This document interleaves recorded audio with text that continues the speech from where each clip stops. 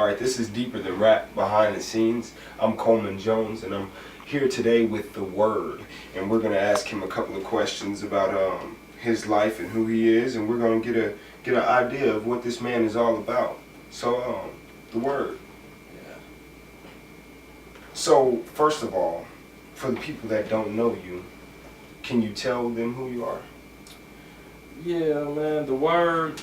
I'm basically just a Kansas City, Kansas native that was born and raised, you know, mama Lori A. Blockman, daddy Melvin White Jr., you know, son of them. But raised off of 12th and Quentin Durrell, you know what I'm saying, came up in a real grimy, real violent environment. But from that I progressed. Although I was a product of my environment, I progressed and became something greater than my surroundings. You know what I'm saying? That's, as far as the word, that is the wisdom of righteous doings. You know what I'm saying? I basically just gravitated and started embracing my darkness. You know what I'm saying? And released it out. And what I'm doing now, which is poetry, spoken word, rhythm and rap, rhythm and poetry, whatever they, you know, there's so many different terms of it. But yeah, I like to call it creative expression. Exactly, you know exactly. So that's basically what I'm doing. I'm just being very lyrical, you know, so MCing, concept, conscious, you know, so I'm just appealing to the masses. It's not esoteric at all. Mm-hmm. You know, so basically that's where I'm at with that. That's who I am. All right.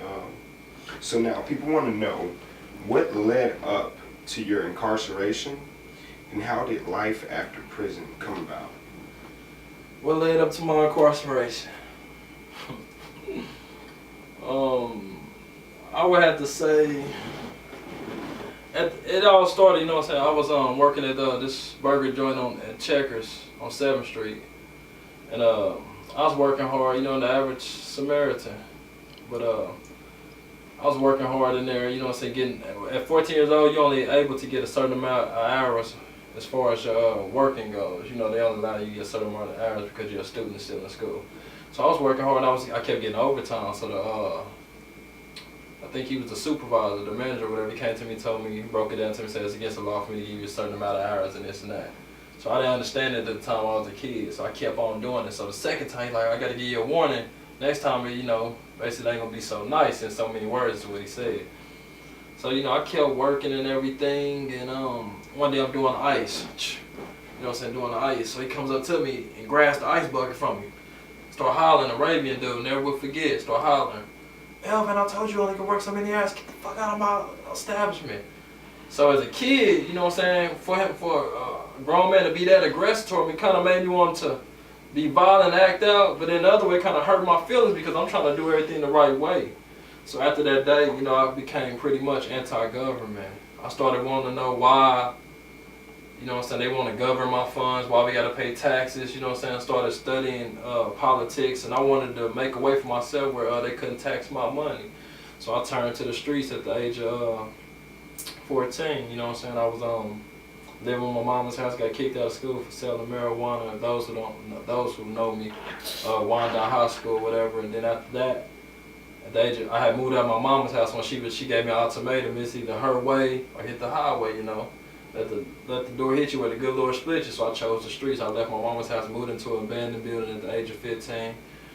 You know what I'm saying? A year later, which was 16 years old, I was having $50,000 or more. You know what I'm saying? By the age of 17, before I turned 17, I got shot 7 times. Somebody tried to rob me, hit me 7 times. Put me in an intensive care unit. I stayed on life support and critical condition for 90 days. Came out of that, continued on, grinding, gritting, hustling. At the age of 17, doing my thing again, you know what I'm saying? Age 18, moved out to LA, met some real powerful people, started drug trafficking from 18 all the way up until 21, but from LA back and forth to Phoenix to Kansas City, you know what I'm saying? Just doing my thing in the drug trafficking business, you know, with some major people, you know. This right here is like this right here is what they call a PSI. As you can see, it's real. You know, so I did 5 years in federal prison. You know what I'm saying, for my crime, which is a 924C and furtherance of drug trafficking. With furtherance of drug trafficking, while carrying a concealed weapon, so they got me 5 years for that. Up to that. And how life after prison came about was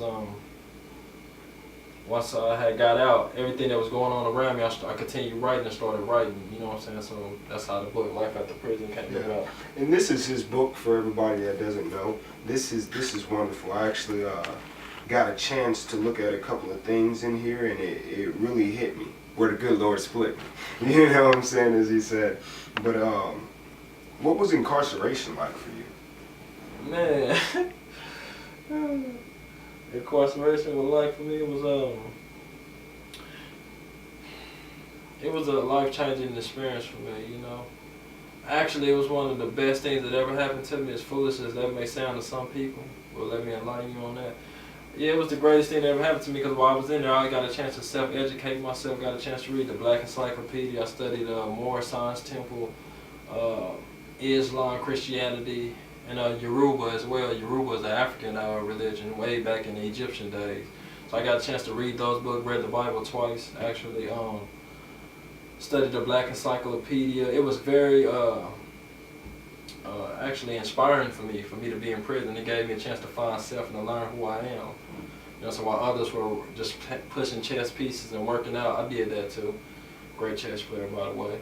But yeah, that's what it was for me. Basically, it was just a very life-changing and very I almost want to say it was euphoric for me. You know what I'm saying? It opened me up to a different way of thinking and a different way of living. You know what I'm saying? So it was very enlightening. All right. So, I understand that you not only write books, but you have your own publishing company as well. Yes. Tell us how you were able to open your own publishing company within your first year out of prison. Well, actually, I was reading this book called Self-Publishing. So I had hooked up with a couple of my boys. They behind the scenes. They own their publishing companies. They've been owning book publishing companies for years. You know what I'm saying? And I knew them before. They respected me when I was in the streets. So they just basically welcomed me with open arms when I wanted to do something corporate. So their name's going unheard.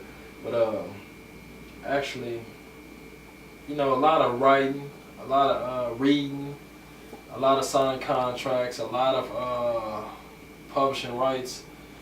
Basically, a lot of corporate things led up to that. And actually, with my first book, I Ain't Trying to Hear It or whatever, I had signed with a major publishing company, but I found out that they were a Ponzi scheme, like $1 billion Ponzi scheme that's going on right now in America, where they're taking people's books and they're putting them out as other things and keeping the royalty rates and this and that. And I was wondering how my first book was made top 10 of the year, but I wasn't receiving many royalties, so I looked into it, found out they were a Ponzi scheme or whatever. But to answer your question, after that I said, well, hell, if they can do that, I might as well start my own publishing company, because I was very knowledgeable of the business. So I went on ahead and started my own publishing company, which is For the Love of the Word Publishing. And we just basically trying to put out whatever we feel is up to publishing standards out there. You know what I'm saying? We're not judging people or what they write, none of that. We just keeping it very down to earth, you know what I'm saying, very authentic. And we putting out good work, you know what I'm saying. We haven't basically started putting out, we haven't signed anyone yet, but we have authors in the making that we're working with. But as far as, I'm the first author, as you can see, and poet of Life After Prison under For the Love of the Word Publishing. And For the Love of the Word, we go by the heart. You know what I'm saying? Everything we do it from the heart. You know what I'm saying? We do this for the love. You know, that's why I write out of the love I have for the game. You know what I'm saying? As far as spitting these words, around these words, I do everything from the heart. So I figured it was only right that I come out. You know, just like Jay-Z got the rock, I got the heart. You know, so it's the same. Basically, they coincide in certain ways. You know, so that's where that came out. You kind of hit on it a little bit, but I'm just going to get more into detail about it. So, is it true that Life After Prison is actually your second book, and you previously wrote another? Yeah, I Ain't Trying to Hear It, which was actually my first book. 6 months after I was released, I put out put out I Ain't Trying to Hear It. I Ain't Trying to Hear It is for people who are spiritually and physically left. It's Christian based. It's very metaphorical, very parabolical. you know, you really have to read in between the lines when you're reading it. You know what I'm saying? Because like I said, it's for people who are spiritually and physically deaf. What I mean by that is, I was once spiritually deaf. We all had this thing called the first mind, and I hear it and we go against it and do other things, and that's how I learned through life learning experience, going against who I am. You know, that was also how I became one with self, practicing on going with my first mind, becoming one with self. Whatever that first mind tell me to do, I do that when I know it's the right thing, because the first mind is really almost never wrong. You know what I'm saying? So yeah, I ain't trying to hear this in stores at Amazon.com. It's wherever actually books are sold worldwide. I ain't trying to hear this. It's a very great book actually. Very different from Life After Prison. So okay, let's get into the book Life After Prison. Now on page 7, there's a title called A Woman's Worth. Elaborate on that. A Woman's Worth. A Woman's Worth is a poem. It's just about a woman knowing her worth. You know what I'm saying? That had a good upbringing. If she didn't have a good upbringing, she learned through life's and trials and tribulations of her worth, knowing that she's worth more than just a fuck. You know what I'm saying? She's worth more than just somebody laying down with her. You know what I'm saying? Running some good game on her. You know what I'm saying? So basically, it's women empowerment. You know what I'm saying? From a man's point of view. You know what I'm saying? A woman's worth. It's a great poem. I actually advise every woman out there to read that poem. It's great. It's very inspiring. All right. Page 23. End Times. There's a poem. Elaborate for me. End times. It's basically talking about the days we living in today. Where very Sodom and Gomorrah. You got people going in schools killing. You know what I'm saying? Killing is at an all-time high. Everything's very backwards. You got a lot of worldly chaos if you watch the news.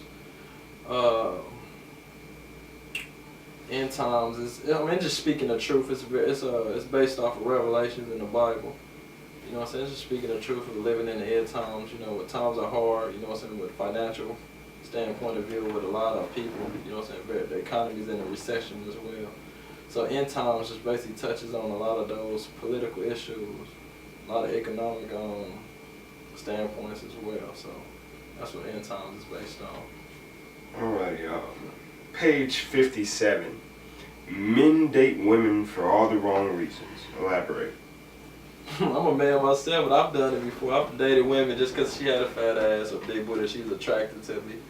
You know what I'm saying? And once I, use persuasive conversation to get into her panties or wherever, which is my major goal in the first place, is being a man, dating her for all the wrong reasons. You know what I'm saying? That it goes sour usually because I didn't get to know her. I never really spent no valuable time with her. And if I did, it was a joke to me, and my mom never took it serious. So that inspired me to write from a grown man's point of view.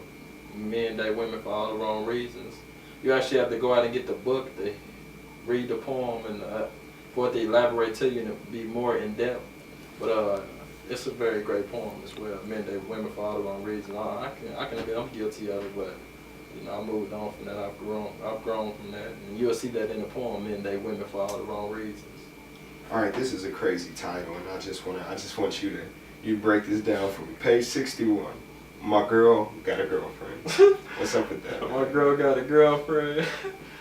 My girl do got a girlfriend. I love, let me quit. But ain't no wrong with, what I'm saying, exploring. Women on women, I think it's very sexy, might I add. My girl got a girlfriend. It just spices up the relationship. If you don't want your man to go out and cheat, maybe you might want to get a girlfriend. You know what I'm saying, for him. That way, everything's on the up and up. But I know women don't like to share, so it's just it's the thought that counts. Yeah. You know what I'm saying? My girl got a girlfriend. All right, so page 75. Pussy cost. Pussy costs. Pussy costs. Pussy do cost. You know what I'm saying? That poem right there, it actually was inspired by me and my homeboy were having this conversation. He was talking about he ain't no trick, what he don't pay for and this and that. But he just took somebody out to eat. I'm like, who paid for the meal? So he paid for the meal. So I'm like, that's a form of trick. And he'd be like, nah, bro, that's been a gym. But I'm like, anytime you spend some money I don't know, it's a form of, whether it's minute or major, it's still a form of tricking. You spend some money to get the pussy. I don't care if you spend gas money to go pick her up. You still spend something, man. You're going to spend some money whenever you're involved with a woman. It's almost impossible to spend. Even if she comes over your house, spend her own gas money, she come over your house, and you smoke with her. You bought the weed, that's coming out of your pocket. You know what I'm saying? Mm-hmm. So anytime you involve a woman, it's going to cost you. Not saying all women are gold diggers or nothing like that. But pussy does cost. Indeed it does. Alright, so page 125. A dope boy's delight. A dope boy's delight. I wrote that for all the D-boys out there, you know what I'm saying, who are infatuated by the fast cars, bad bras, thick women, you know, what they call today bad bitches, you know what I'm saying, the fast money, the lavish lifestyle, you know. I'm very, very, very familiar with it. So I wrote that poem right there. It was talking about from a very grimy standpoint, you know, just being a dope boy at its finest, you know what I'm saying, loving all the worldly things that come with living in this world and having money. Mm-hmm. You know what I'm saying, that's what that poem was based on. So for all the dope boys out there, it's about getting that real money. There's something in there for you too as well, you know what I'm saying, a dope boy's delight. And to believe it speak for all of us, you know what I'm saying, if you still living that lifestyle now, if you ain't. You know what I'm saying, the Dope Boy Delight it's a poem strictly for you, and it's nice. Go get that, I'm telling you.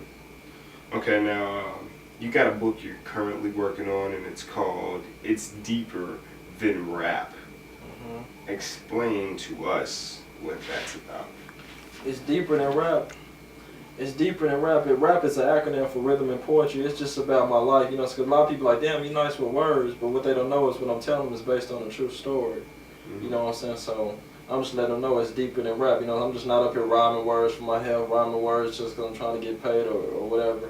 I'm actually speaking the truth, you know what I'm saying? Everything that I write is based on a true story to somewhat, you know what I'm saying? What I mean by somewhat is I have to leave some things out because it would incriminate myself. But most of all, it's straight what it is, you know what I'm saying? It's straight hardcore, straight raw, and straight real, straight original, straight from the horse's mouth.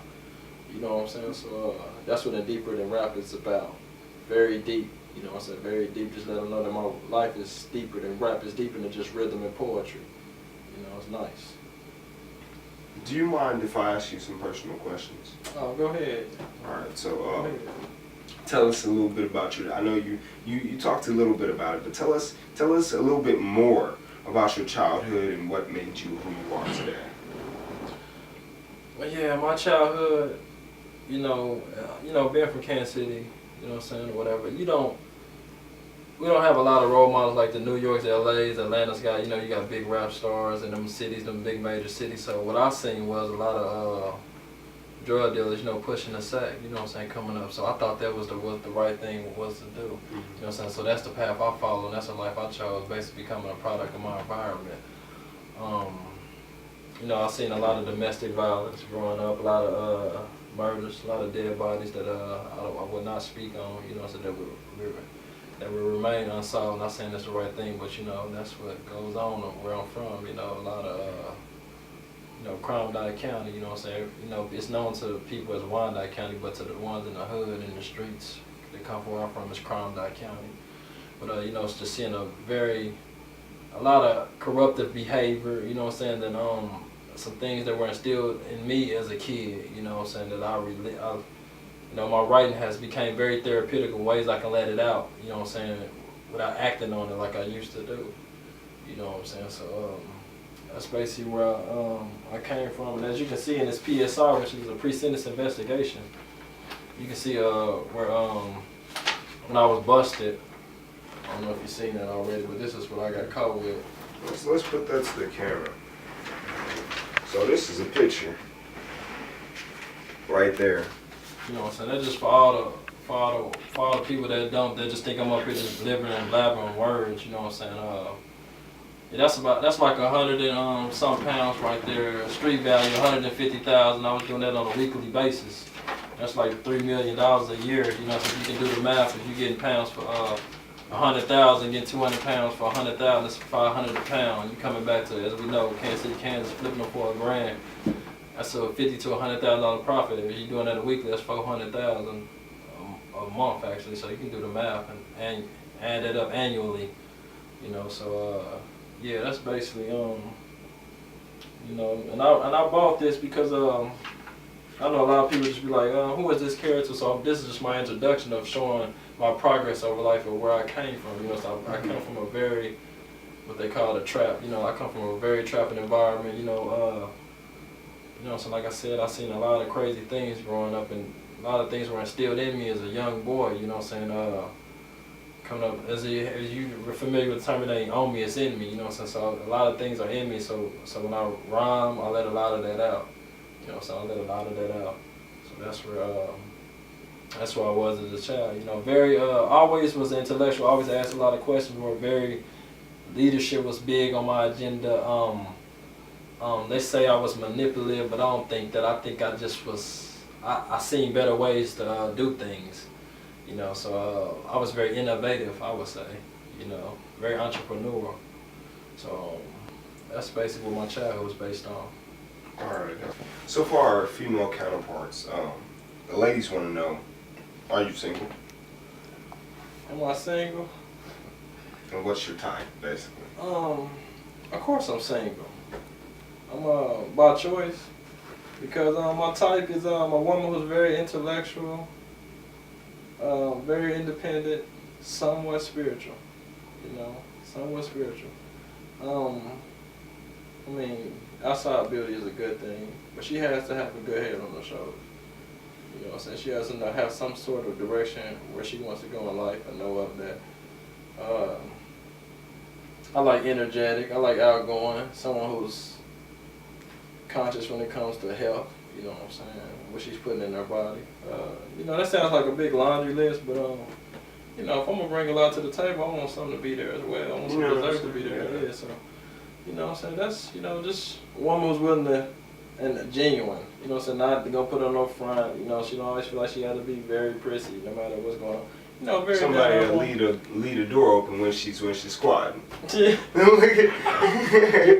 can say that, but yeah, you know, all of those things.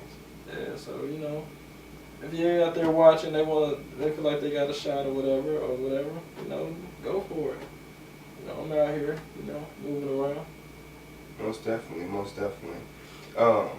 Now, in the future, could you see yourself rapping, and who would you compare yourself to, or who have others compared you to? That's a good one. In the future, can I see myself rapping? Yes, I love music. I did a lot of research on music. It runs through me.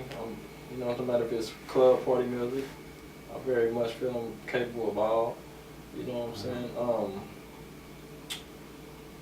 I heard some good compliments. I've been compared to Jay-Z. I've been compared to Nas. I've heard a little T.I. in there as well. Basically those three I've been compared to so far. Yeah, Jay-Z, T.I., Nas. Alright, so in closing, you know I gotta ask you this, brother. As a lover of music myself, I gotta ask you to spit something for me, man. I gotta ask you to go in one time for me and the people watching.